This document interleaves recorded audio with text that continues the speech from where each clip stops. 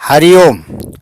तपस्भ्यो अधिको योगी ज्ञानिभ्योऽपि मतोऽधिकः कर्मभ्यः सिद्धको योगी तस्माद् योगी भवार्जुन। सकाम भाव वाले तपस्वियों से भी योगी श्रेष्ठ हैं, ज्ञानियों से भी योगी श्रेष्ठ है और कर्मियों से भी योगी श्रेष्ठ है, ऐसा मेरा मत है। अतः हे अर्जुन, तू योगी हो जा। रिद्धि सिद्धि आदि को पाने के लिए जो भूख प्यास सर्दी गर्मी आदि का कष्ट सहते हैं वे तपस्वी हैं। इन सकाम तपस्वियों से पारमार्थिक रुचि वाला देह वाला योगी श्रेष्ठ है। शास्त्रों को जानने वाले पढ़े लिखे विद्वानों को यहाँ ज्ञानी समझना चाहिए। जो शास्त्रों का विवेचन करते हैं, ज्ञान योग क्या है, कर्म योग क्या है, भक्ति योग क्या है, लय योग क्या है, आदि आदि बहुत सी बातें जानते हैं और कहते भी हैं, परंतु जिनका उद्देश्य सांसारिक भोग और ऐश्वर्य है, ऐसे सकाम शब्द ज्ञानियों से भी योगी श्रेष्ठ माना गया है। इस लोक में राज मिल जाए, धन संपत्ति सुख आराम भोग आदि मिल जाए और मरने के बाद परलोक में ऊंचे ऊंचे लोगों की प्राप्ति हो जाए, उन लोगों का सुख मिल जाए, ऐसा उद्देश्य रखकर जो कर्म करते हैं अर्थात सकाम भाव से यज्ञ दान तप तीर्थ आदि शास्त्रीय कर्मों को करते हैं, उन कर्मियों से भी योगी श्रेष्ठ है।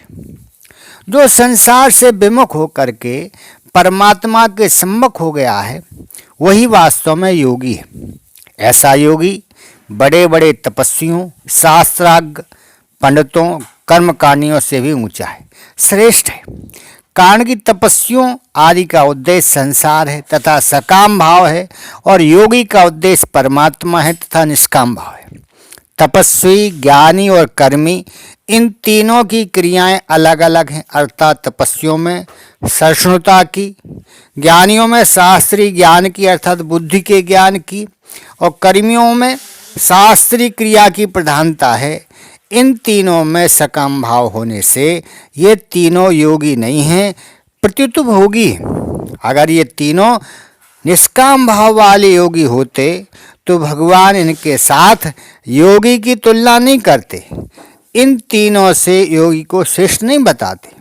अभी तक भगवान ने जिसकी महिमा गाई है उसके लिए अर्जुन को आज्ञा देते हैं कि हे अर्जुन, तू योगी हो जा, राग द्वेष से रहित हो जा, अर्थात सब काम करते हुए भी जल में कमल के पत्ते की तरह निर्लिप्त रहे। यही बात भगवान ने कही है, योग युक्तो भव अर्जुन।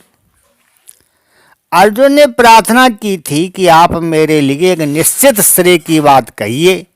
इस पर भगवान ने सांख्य योग कर्म योग ध्यान योग की बातें बताई, पर अर्जुन को यह आज्ञा नहीं दी कि तुम ऐसे बन जाओ, इस पर लग जाओ।